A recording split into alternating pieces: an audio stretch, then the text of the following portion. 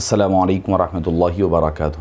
الحمدللہ رب العالمین والصلاة والسلام علی سید الانبیاء والمرسلین، اما بعد۔ معزز سامعین کرام، 17ویں نشست اور 17واں پارہ خلاصہ قرآن کے حوالے سے آپ کے سامنے پیش خدمت ہے۔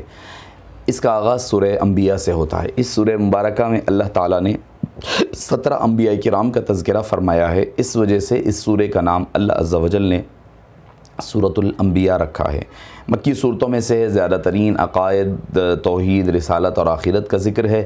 اس سورہ میں ان مضامین کو بیان کیا گیا۔ مزید یہ کہ انبیاء کرام کا تذکرہ کر کے منکرین کو رسالت کو سمجھایا گیا۔ جس طرح پچھلے انبیاء آئے ہیں اسی طرح حبیب پاک صلی اللہ علیہ وسلم کو ہم نے روانہ فرمایا ہے۔ پہلا آیت سے شروع ہوتا ہے، اقترب للناس حسابهم وهم فی غفلۃ معرضون، یعنی ان لوگوں، یا چاہے مومن ہو چاہے کافر ہو، کو تنبیہ کی جا رہی ہے جو خواب غفلت میں سو رہے ہیں کہ قیامت بالکل قریب ہے، حساب کتاب کا معاملہ آنا ہے، اور اس سے مراد قبر میں ہونے والا حساب ہے یا پھر آخرت میں ہونے والا حساب ہے۔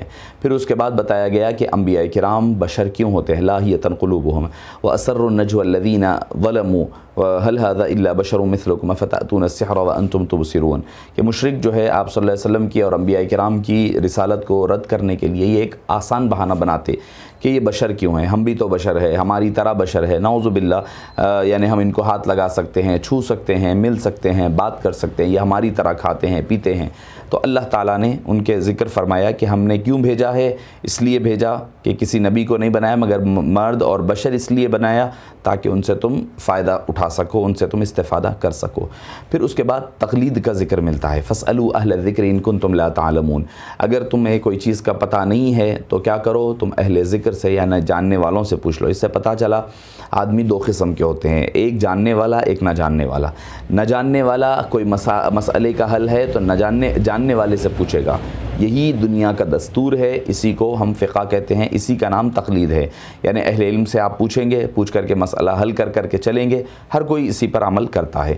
اب اس کے بعد اللہ تعالیٰ کی توحید کے حوالے سے ایک اہم آیت آتی ہے، اس میں ذکر ملتا ہے، لو کان فیہما آلہۃ الا اللہ لفسدتا، اگر اس دنیا میں، اس کائنات میں، اس زمین میں اگر دو خدا ہوتے تو ضرور لڑ پڑتے، یعنی ایک خدا کہتا بھائی صبح میں سورج نکالنا ہے، دوسرا تھوڑے دن کے بعد کہتا کہ نہیں بھائی شام میں نکالنا ہے، دونوں میں لڑائی جھگڑا اور ٹکراؤ آتا۔ اللہ فرما رہا ہے کہ یہ لڑائی جھگڑا نہ ہونا خود اس بات کی دلیل ہے کہ اللہ تنہا اور ایک ہے۔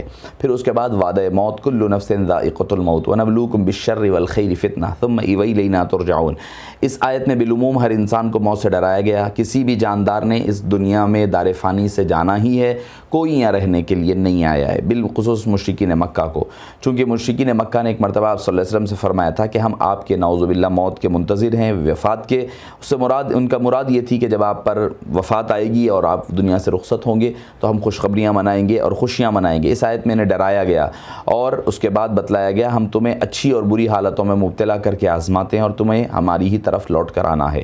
اس سے ایک بات کا پتہ چلا کہ اہل سنت والجماعت کے نزدیک آپ صلی اللہ علیہ وسلم کے وفات کا ذکر قرآن اور حدیث میں نہیں ہے کہ آپ نے دنیا سے کیسے پردہ فرمایا، بلکہ حضرت ابوبکر صدیق کا جو خطبہ بخاری شریف میں ہے اس سے پتہ چلتا ہے آپ کی دنیا سے پردہ فرمانے کا تذکرہ ملتا ہے۔ اور آپ صلی اللہ علیہ وسلم اپنی قبر مبارک میں باحیات ہے، زندہ ہے، لہٰذا اس آیت سے حیات فی القبر کی نفی نہیں ہوتی۔ کوئی یہ نہیں کہہ سکتا کہ بھئی کل نفس ذائقۃ الموت، یقیناً ہر ایک کو موت کا مزہ چکھنا ہے، وہ مرحلہ آپ پر بھی گزرا ہے، مگر اللہ نے اس مرحلے کے بعد آپ کو حیات جاویدہ عطا فرمائی ہے۔ تو حیات فی القبر پر شرعی دلائل موجود ہے، قرآن میں موجود ہے، احادیث طیبہ میں بے شمار موجود ہے۔ اس کے لیے یہ آیت کو اکثر لا کر کے لوگ انکار کرتے ہیں، یہ جہالت کے سوا کچھ نہیں ہے۔ پھر فرمایا کہ وزن اعمال کے ہوں گے، وَنَضَعُ الْمَوَازِينَ الْقِسْطَ لِيَوْمِ الْقِيَامَةِ، قیامت کے دن اللہ تعالیٰ ایسی صورت بنائیں گے کہ جس سے اعمال کی حقیقت واضح ہو جائے گی۔ ہم ان باتوں کو سمجھ نہیں سکتے، یہ متشابہات کی بات ہے کہ اللہ تعالیٰ کیسے بنائے گا، مگر یقین ایمان بالغیب رکھتے ہیں۔ پھر اس کے بعد حضرت ابراہیم کا قصہ شروع ہوتا ہے، وَلَقَدْ آتَيْنَا إِبْرَاهِيمَ رُشْدَهُ مِن قَبْلُ وَكُنَّا بِهِ عَالِمِينَ، یعنی ان کی حضرت ابراہیم علیہ السلام اور ان کے جو چچا اور ماحول ہے اس کا تذکرہ ہو رہا ہے کہ وہ بت پرستی میں ہے، بت بیچتے ہیں، بت خریدتے ہیں، تو آپ ان کو روک رہے ہیں، جتنا حد المقدور کوشش کر رہے ہیں، مگر اس کے باوجود وہ ایمان نہیں لا رہے ہیں۔ آخر میں جا کر کے آپ نے قوم کو ان کی عید کا دن جو تھا، فیسٹیول کا دن، جشن منانے باہر گئی، تو آپ نے اس بت خانے میں جا کر کے سارے بت توڑ دیے۔ جب وہ لوگ واپس آئے تو کس نے کیا، ایک دوسرے سے سوال کیا، کہنے لگے کہ ہو سکتا ہے کہ ابراہیم نے کیا ہوگا، کیونکہ وہ اکثر ہمارے بتوں کے خلاف کہا کرتے تھے۔ حضرت ابراہیم کو پوچھا گیا تو آپ نے فرمایا کہ قال بل فعلہ، کہ ہو سکتا ہے کبیرہم ھذا فاسألوہم ان کانوا ینطقون، آپ نے فرمایا کہ ہو سکتا ہے اس کے سردار نے کیا ہو، انہی بتوں سے پوچھ لو اگر یہ بول سکتے ہیں۔ انہوں نے کہا ابراہیم آپ جانتے ہیں کہ یہ تو بات نہیں کر سکتے۔ تب آپ نے فرمایا کہ جب وہ بات نہیں کر سکتے، جب وہ سن نہیں سکتے، تو ساری چیزیں جب نہیں سن سکتے تو آپ نے فرمایا کہ یہ طنز کے طور پر، یہ ٹونٹ کے، تو پھر تم ان کی پرستش کیوں کرتے ہو، ان کی پوجا کیوں کرتے؟ تو انہوں نے کہا کہ نہیں چلو حضرت ابراہیم کو آگ میں ڈالا جائے۔ آگ لگائی گئی، دہکائی گئی، حرقوہ وانصروا آلہتکم ان کنتم فاعلین قلنا یا نار کونی بردا وسلاما علی ابراہیم۔ جیسے ہی انہوں نے حضرت ابراہیم کو آگ میں پھینکا، اللہ تعالیٰ نے ان کو اس آگ کو ٹھنڈی بنا دیا اور ان کے لیے گلے گلزار بنا دیا، وہ آرام دہ بنا دیا، اس آگ نے ان کو کوئی تکلیف نہیں پہنچائی۔ پھر حضرت داؤد اور حضرت سلیمان علیہ السلام کا ایک مسئلے میں والد اور بیٹے کے اختلاف کو ذکر بہت ہی بہترین پیرائے میں ذکر کیا۔ وَدَاوُدَ وَسُلَيْمَانَ إِذْ يَحْكُمَانِ فِي الْحَرْثِ إِذْ نَفَشَتْ فِيهِ غَنَمُ الْقَوْمِ وَكُنَّا لِحُكْمِهِمْ شَاهِدِينَ۔ وہ یہ تھا کہ ایک آدمی کی بکریوں نے، ایک آدمی کی بکریاں دوسرے آدمی کی کھیت کھا گئی۔ حضرت داؤد نے حکم دیکھا، فرمایا کھیت کی قیمت کا اندازہ لگاؤ، کتنی قیمت بنتی ہے؟ معلوم ہوا کہ بکریاں جتنی ہے اتنی کھیت کی قیمت بنتی ہے۔ تو آپ نے فرمایا کہ ساری بکریاں کھیت والے کو دے دو۔ حضرت سلیمان نے اختلاف فرمایا نہیں، فرمایا کہ ایک کام یہ کریں گے کہ جس کی بکریاں ہیں وہ اس کی کھیت میں کام کرے، جو آدمی وہ کھیت میں کام کرے، اور کھیت والا بکریاں لے کر چرائے اور اس کا دودھ پیے۔ جس وقت بکریوں نے کھیت کھایا تھا، جب اتنا ہو جائے تو بکریاں بکریوں والوں کو دے دو اور کھیت کھیت والوں کو واپس کر دو۔ تو دیکھیے، جب حالانکہ انبیاء کرام ہیں، یہاں پر دونوں اجتہادی مسئلہ بن گیا، اختلاف ہوا دونوں میں، اللہ تعالیٰ نے کسی کی بھی تردید نہیں فرمائی، بلکہ سلیمان علیہ السلام کو اس مسئلے میں بنسبت حضرت داؤد کے زیادہ سمجھ عطا فرمائی۔ اس سے معلوم ہوا کہ جب کوئی چیز مسائل میں دو انبیاء میں اختلاف ہو سکتا ہے، تو جہاں پر نص نہ ہو، جہاں پر قرآن اور حدیث واضح نہ ہو، تو امتی کے اجتہاد میں اختلاف ہونا کوئی برائی نہیں ہے۔ جس طرح اجتہادی مسئلے میں دو انبیاء دونوں معجور ہے، اجر والے ہیں، تو اسی طرح مقلدین مجتہدین بھی اللہ کے نزدیک اجر والے ہوں گے اگر اجتہادی غلطی بھی ہو جائے۔ پھر حضرت ایوب علیہ السلام، چونکہ اللہ نے ان کو آزمایا، ساز و سامان، گھر بار، آل و اولاد سب ختم ہو گئے، خود بیمار ہو گئے، اللہ نے پھر اس کے بعد ان کی اہلیہ جو نیکوکار، رحمہ آتا ہے نام، رحمت نام آتا ہے، جو بڑی ہی خدمت گزاری کرتی رہی، پھر ایک وقت آیا آزمائشیں سب ختم ہوئی، اللہ تعالیٰ نے حضرت ایوب علیہ السلام کی دعا کو قبول فرمایا۔ پھر حضرت یونس علیہ السلام کا قصہ، وَذَنُّونِ إِذْ ذَهَبَ مُغَاضِبًا فَظَنَّ أَن لَّن نَّقْدِرَ عَلَيْهِ فَنَادَىٰ فِي الظُّلُمَاتِ أَن لَّا إِلَٰهَ إِلَّا أَنتَ سُبْحَانَكَ إِنِّي كُنتُ مِنَ الظَّالِمِينَ۔ دراصل حضرت یونس کی قوم جو نینوا میں رہتی تھی، مشرک تھی، شرک کیا کرتی تھی، آپ نے انہیں بہت سمجھایا، وہ نہیں مانے۔ آپ نے 3 دن بعد تم پر عذاب آئے گا۔ جب 3 دن گزرے، آخری رات تھی، تو حضرت یونس علیہ السلام بستی سے نکل کر قوم پر عذاب آ رہا ہے بول کر چلے گئے۔ قوم پیچھے گڑ گڑائی، معافیا مانگی، اللہ تعالیٰ نے ان کی دعا کو قبول فرما لیا اور عذاب کو ٹال دیا۔ حضرت یونس نے چونکہ اللہ کے اذن اور حکم الہی کے بغیر اپنی اجتہاد کی بنیاد پر بستی سے چلے گئے، اب ان کی آزمائش کا وقت شروع ہوا۔ وہاں سے وہ مچھلی کے پیٹ میں سمندر میں کودا گیا، پھینکا گیا، اور وہ مچھلی نے انہیں نگل لیا۔ کئی دن تک اس میں رہے اور یہ دعا مانگی، لا الہ الا انت سبحانک انی کنت من الظالمین۔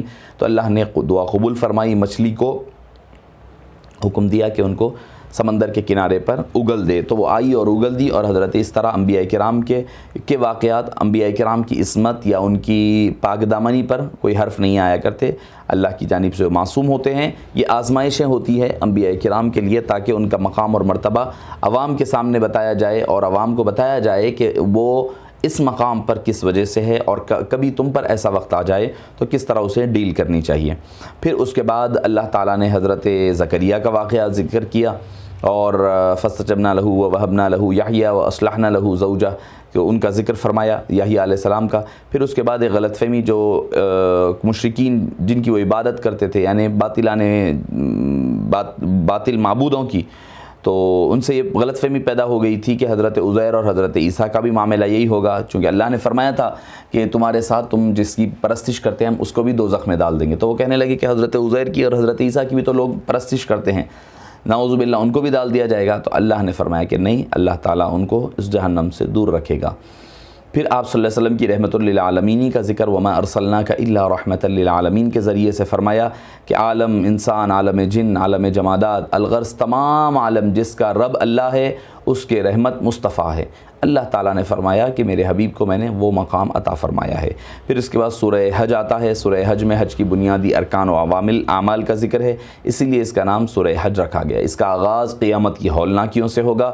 اتقوا ربکم ان زلزلۃ الساعۃ شیء عظیم، ایسا خوفناک دن ہوگا کہ اس دن دودھ پلانے والی عورتیں اپنے بچے کو بھول بیٹھے گی، حمل والی عورتیں اپنا حمل گرا دے گی، لوگوں کی حالت ایسی ہوگی کہ گویا وہ نشے میں ہیں حالانکہ وہ نشے میں نہیں ہوں گے۔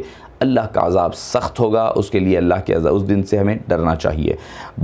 بعث بعد الموت یعنی مرنے کے بعد دوبارہ پیدا ہونے کا اللہ تعالیٰ نے ذکر فرمایا اور اس کی مثال دی کہ کیسے تمہیں دوبارہ پیدا فرمائے گا۔ جیسے فرمایا کہ تمہاری غذا کا بنیادی پوائنٹ کیا ہے؟ مٹی ہے، مٹی سے پھر غذائیں نکلتی ہے، انسان وہ غذائیں کھاتا ہے اور ان غذاؤں سے پھر نطفہ بنتا ہے، وہ باپ کی پیٹ سے ہو کر ماں کے رحم میں جاتا ہے، اس کے بعد وہ خون بنتا ہے اور جم کر ایک لوتھڑے کی شکل اختیار کرتا ہے، پھر بوٹی بنتا ہے، پھر اس میں ہڈی ہوتی ہے۔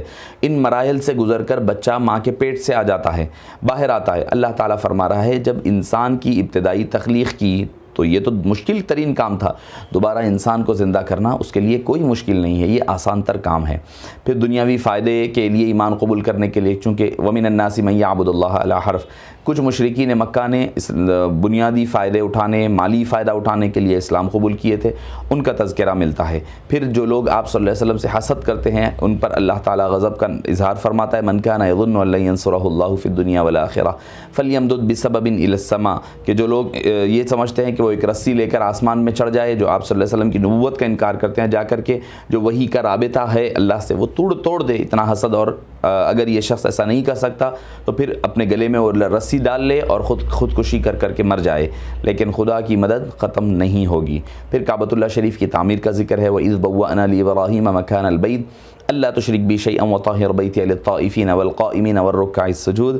بیت اللہ کی تعمیر جو حضرت آدم نے فرمائی تھی وہ منہدم ہو گئی تھی، پھر حضرت ابراہیم کو جگہ بتائی گئی جہاں احاطہ کعبہ تھا، اس کی دوبارہ تعمیر فرمائی۔ حضرت ابراہیم نے اپنے بیٹے حضرت اسماعیل کی مدد سے فرمائی۔ پھر حکم ہوا کہ لوگوں میں حج کا اعلان کرو، وہ تمہارے پاس پیدل اور دور کے راستوں سے ان سواریوں پر سوار ہو کر آئیں گے۔ حضرت ابراہیم علیہ السلام نے مقام ابراہیم پر پتھر پر کھڑے ہو کر آواز لگائی، خانہ کعبہ بن گیا ہے، حج کے لیے آؤ۔ تو لوگ حج کے لیے رواں تشریف قیامت تک آنے لگے، جو جس حالت میں تھا جس نے قبول کیا وہی آنے لگے۔ پھر ایام قربانی کا ذکر، وَيَذْكُرُ اسْمَ اللَّهِ فِي أَيَّامٍ مَّعْلُومَاتٍ عَلَىٰ مَا رَزَقَهُم مِّن بَهِيمَةِ الْأَنْعَامِ۔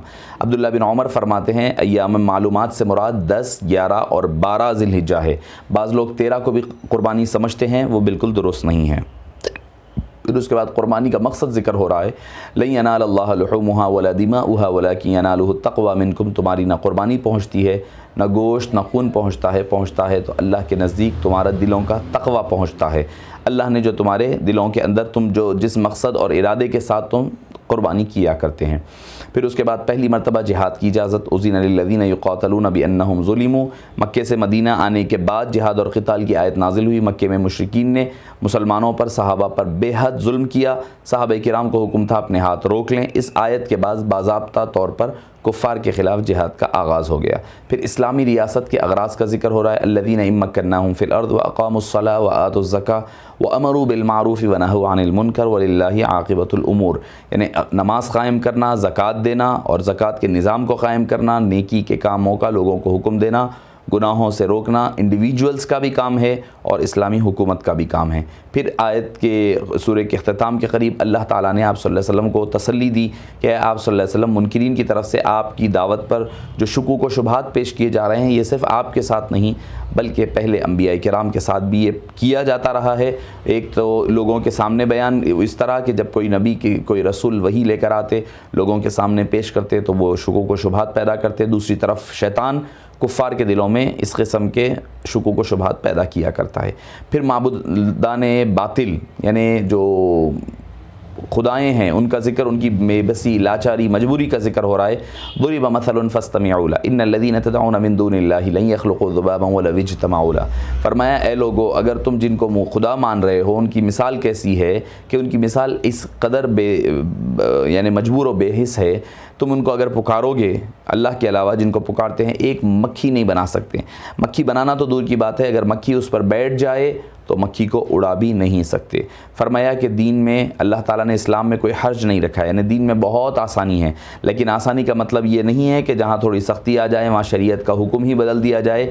دین میں حرج نہ ہونے کا مطلب یہ ہے کہ اللہ تعالیٰ نے ایسا حکم بندے کو نہیں دیتا جس پر عمل کرنا بندے کے لیے مشقت والا ہو جائے۔ پھر آخر میں امت محمدیہ کی فضیلت آتی ہے، لِيَكُونَ الرَّسُولُ عَلَيْكُمْ شَهِيدًا وَتَكُونُوا شُهَدَاءَ عَلَى النَّاسِ فَأَقِيمُوا الصَّلَاةَ، یعنی قیامت کے دن اللہ تعالیٰ سابق امتوں پر، اپنی امتوں پر گواہی دیں گے، تو ہم نے احکام پہنچا دیے ہیں تو وہ امتیں انکار کریں گی، اس وقت امت محمدیہ کو گواہی کے لیے پیش کیا جائے گا، ان انبیاء کرام نے احکام پہنچائے گے۔ اس طرح امت محمدیہ کی فضیلت ان تمام لوگوں پر ظاہر ہوگی۔ آخر میں جو ذکر ہو رہا ہے، نماز کو قائم رکھیں، زکوٰۃ ادا کریں اور ہر حال میں اللہ کے دین کی رسی کو مضبوطی سے تھام لیں اور اللہ تعالیٰ پر مکمل بھروسہ اور توکل رکھیں۔